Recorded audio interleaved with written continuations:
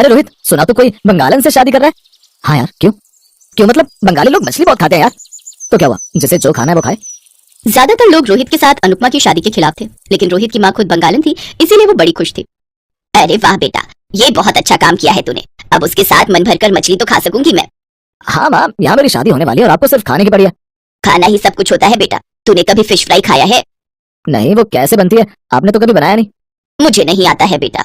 बंगाल में रहते हुए बहुत खाती थी, कितने दिन हो गए खाए हुए।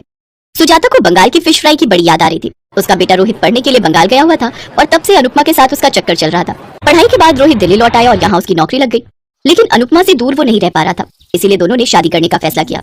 इसीलिए रोहित ने और देर नहीं की, उसने अनुपमा से शादी कर ली और उसे भी दिल्ली लेकर आ गया। सुजाता तो बड़ी खुश हुई। तुम्हें देखकर घर की याद आ रही है। खाना बनाना तो आता है ना तुम्हें? हाँ माँ जी, सब कुछ बना लेती हूँ। आपको क्या खाना है बोलिए। हाँ माँ, बोलो ना, उस दिन जो बोल रही थी। हाँ बहू, फिश फ्राई बना लेती हो? अरे इतनी सी बात, मैं तो फिश फ्राई बनाने में माहिर हूँ। अनुपमा ने फटाफट 3 फिश फ्राई बना लिया और सभी बैठकर खाने लगे। सुजाता तो खाते ही खुश हो गई। अरे वाह, लास्ट कोलकाता में खाई थी ऐसी फिश फ्राई। तू तो सच में फिश फ्राई बनाने में माहिर है बहू। हाँ अनुपमा, बढ़िया बनी है, इसे तो मैं चावल के साथ खाऊंगा। उसके बाद से अनुपमा हर 2 दिन में एक बार फिश फ्राई बनाने लगी और रोहित काम पर जाने लगा। लेकिन एक दिन रोहित परेशान होकर घर लौटा। क्या बात है, तुम इतना परेशान क्यों लग रहे हो? ऑफिस में ले ऑफ होगा, ऐसे सुनने में आ रहा है। Lay off? ये क्या होता है? मतलब लोगों को काम से निकाल देंगे, बजट कट करेंगे। अरे ऐसे कैसे काम से निकाल देंगे? ऐसा ही होता है अनुपमा, तुम नहीं समझोगी। अच्छा ठीक है, तो फिर आप नई नौकरी ढूंढ लेना। इस मार्केट में नई नौकरी कहाँ मिलेगी, सभी कंपनी ले ऑफ कर रही है। ये सुनकर सुजाता भी डर गई। बेटा तेरे पापा तो अब नहीं है इस दुनिया में, कमाने वाला तू अकेला ही है इस घर में। तेरी नौकरी चली गई तो हमारा क्या होगा? पैसे कहाँ से आएंगे? मुझे तो सोचकर ही घबराहट हो रही है। घबराओ मत माँ, अभी तक नौकरी गई नहीं है, जा सकती है। मैं तो पूरी कोशिश करूंगा नौकरी बचाने की। लेकिन रोहित की कोशिश नाकामयाब रही। अगले ही दिन उसे नौकरी से निकाला गया। वो दोपहर को घर लौट आया। मेरी नौकरी चली गई है, जिसका डर था वही हुआ, अब क्या होगा। उस दिन घर में खाना नहीं बना, सभी का चेहरा उतरा हुआ था, खाने का मन नहीं था। 3-4 दिन बीत गए। रोहित ने सभी कंपनी में इंटरव्यू दे दिया, लेकिन कहीं भी उसकी नौकरी नहीं लगी। हम तो बर्बाद हो गए बहू। बड़ी मुश्किल से बेटे को पढ़ाया था, उनके जाने के बाद बहुत मुश्किल से घर चलाती थी। रोहित को जब नौकरी मिली तब सोचा कि अब घर की हालत सुधर जाएगी, लेकिन वो भी नसीब में नहीं था। ये क्या हो गया? आप चिंता मत कीजिए माँ, कुछ न कुछ तो इंतजाम हो ही जाएगा। क्या होगा अनुपमा, नौकरी के अलावा मैं और क्या करूंगा? मुझे तो और कुछ नहीं आता। देखिए, चिंता करने से कुछ नहीं होगा। पहले तो आप लोग मूड ठीक कीजिए। मूड अच्छा रहता है तो कुछ ना कुछ उपाय निकल ही जाता है। रुक जाइए, मैं आप लोगों के लिए फिश फ्राई बनाती हूँ। फिश फ्राई खाकर मूड एकदम मस्त हो जाएगा। अनुपमा ने फिश फ्राई और साथ में पीले रंग का एक चावल बनाया।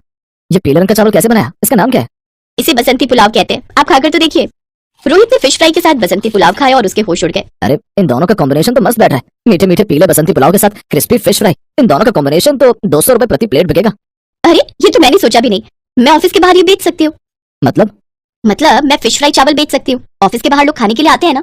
अरे खूब बात है, एक आदमी राजमा चावल बेचता है, उसकी कमाई तो हमारी सैलरी से ज्यादा है। अरे हाँ, तुम भी तो ये बेचकर बहुत पैसे कमा सकती हो अनुपमा। रोहित की जितनी भी सेविंग्स थी उसने वो सब ठेला खरीदने में लगा दिया। अगले दिन अनुपमा ने ऑफिस के बाहर ठेला लगा दिया। आइए आइए, फिश फ्राई चावल खाइए। ऑफिस में जो काम करते थे वो खाना खाने के लिए बाहर निकलते थे, वो लोग ठेले पर आने लगे। फिश फ्राई चावल, ये कुछ नया लग रहा है, एक प्लेट दीजिए। अरे यार ये तो मस्त है। वही राजमा चावल छोले चावल खा खाकर पक गई थी। कुछ ही दिन में ठेले पर भीड़ जमने लगी। आसपास बहुत सारे ऑफिस थे। धीरे धीरे वहाँ से भी लोग फिश फ्राई चावल खाने के लिए ठेले पर आने लगे और अनुपमा महीने के लाखों रुपए कमाने लगी। तुम तो मेरी सैलरी से बहुत ज्यादा कमा रही हो अनुपमा, अब से मैं भी तुम्हें मदद करने के लिए आऊंगा। रोहित ने नौकरी की कोशिश छोड़ दी और वो भी फिश फ्राई चावल बेचने लग गया। धीरे धीरे उनकी कमाई और ज्यादा होने लगी। अब उन्होंने उसी जगह पर जमीन लेकर एक ढाबा खोल दिया, जिसका नाम उन्होंने गरीब का फिश फ्राई चावल ढाबा रखा। उस ढाबे पर अब ऑफिस कर्मचारियों के साथ साथ और भी लोग गाड़ियां रोककर खाना खाने आने लगे और वो सब खुशी खुशी रहने लगे। नानकपुर गांव में आरती नाम की औरत रहती थी। वो गांव में लोगों के शादी ब्याह में जाकर खाना बनाया करती थी। आरती की एक 13 साल की बेटी शालू थी। आरती अपनी बेटी को पढ़ा लिखा कर कुछ बड़ा बनते देखना चाहती थी, इसलिए वो दिन रात मेहनत किया करती थी। एक रोज आ गई माँ तुम? हाँ शालू, लेकिन आजकल शादियां नहीं है तो कहीं भी कोई काम ही नहीं मिला। कोई बात नहीं माँ, आप हाफ रही हो, पहले बैठ जाओ और थोड़ा आराम कर लो। सुबह की निकली हुई हो, अब थक गई होंगी, मैं आपके लिए पानी लेकर आती हूँ। पानी पिलाने के बाद शालू रसोई में जाती है और खाने की प्लेट लेकर बाहर आती है। भूल जाओगे सारे गम जब खाओगे शालू के हाथों के अंडा चावल। खाना देख आरती गुस्से में आ जाती है। क्या चाहती है तू शालू? इस घर में एक और नौकर? मैं पैसे जोड़ती हूँ कि तुझे ग्रेजुएट बना सकूं, लेकिन एक तू है कि जिसके हाथों से करची बेलन छूटने का नाम ही नहीं ले रहा। क्या हुआ माँ?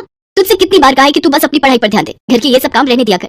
सॉरी माँ, मुझे लगा आप थकी होंगी तो आज मैं ही खाना बनाकर रख दूं। मेरी बच्ची अपनी माँ का कितना ख्याल रखती है। चल अब जल्दी से खाना खा लेते हैं।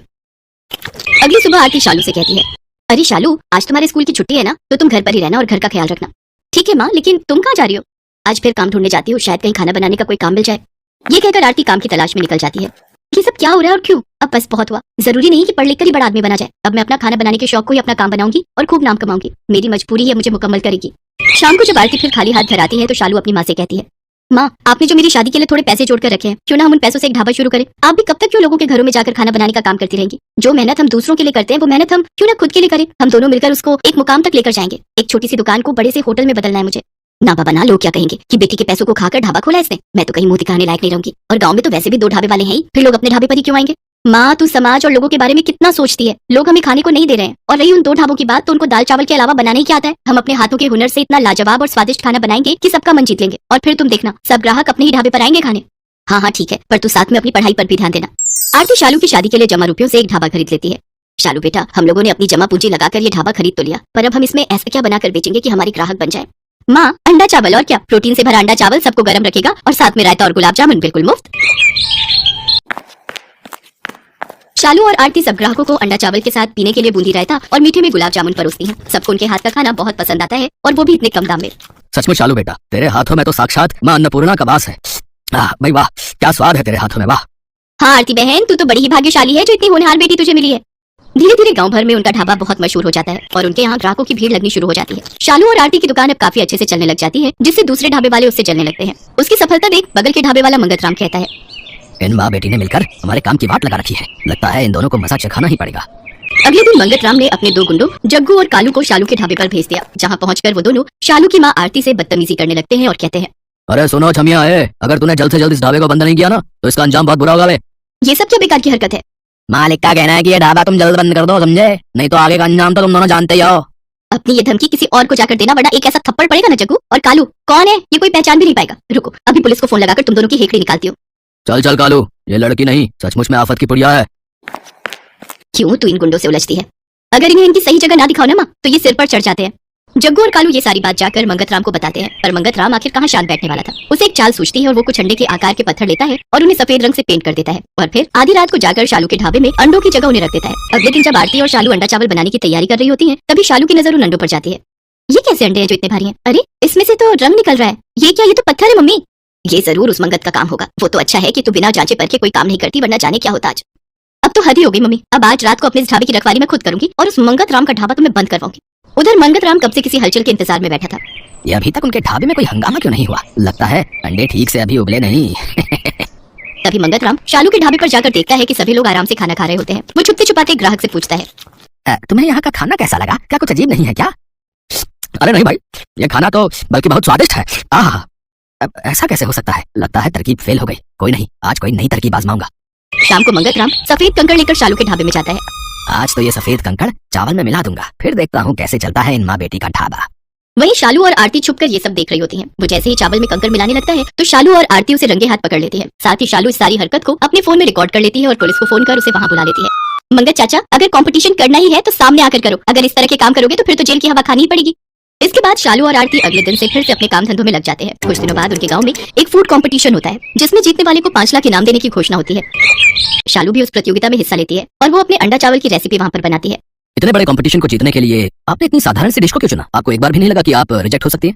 नहीं साहब, ये अंडा चावल ही मेरा घर चलाता है, और इसकी वजह से ही मेरा ढाबा गांव भर में फेमस है, इसलिए मैंने यही बनाना उचित समझा। जजेस जब वो अंडा चावल टेस्ट करते हैं तो उन्हें खाकर हैरान रह जाते हैं। उन्होंने जिसे बहुत साधारण डिश समझा था वो बहुत ही लाजवाब होती है। वाह, इतना यमी अंडा चावल मैंने आज तक नहीं खाया। क्या आप अंडा चावल की ये रेसिपी मेरे साथ शेयर करेंगे? मैं इसे अपने होटल में अप्लाई करना चाहता हूँ। एंड यू डोंट वरी, इनाम के साथ साथ इस रेसिपी को शेयर करने के लिए मैं आपको अलग से पेमेंट करूंगा। जी जरूर सर, ये तो मेरे लिए खुशी की बात होगी जो इतने बड़े होटल में मेरी रेसिपी के अंडा चावल बनेंगे। शालू ये कंपटीशन जीत जाती है और अब उसका ढाबा और भी अच्छा चलने लगता है। आरती और शालू के दिन बदल जाते हैं और अब वो उसी गांव में खुद का बड़ा सा होटल खोल लेती है और उसमें अपना अंडा चावल की डिश को उस होटल की स्पेशलिटी के तौर पर रखती है। धीरे धीरे शहरों से टूरिस्ट आकर उसके होटल में ठहरने लगते हैं और उसके यहाँ का फेमस अंडा चावल खाते हैं। साथ ही वो अपने होटल के खाने के रेट भी बड़े ही साधारण रखती है, जिससे कि टूरिस्टों के साथ साथ गाँव वाले भी उसके अंडे चावल का स्वाद चख सके। इस तरह शालू और आरती अपने होटल को बड़े ही अच्छे ढंग से चलाती है। साथ ही शालू अपनी पढ़ाई पर भी पूरा ध्यान देकर क्लास में अच्छे नंबरों से पास होती है।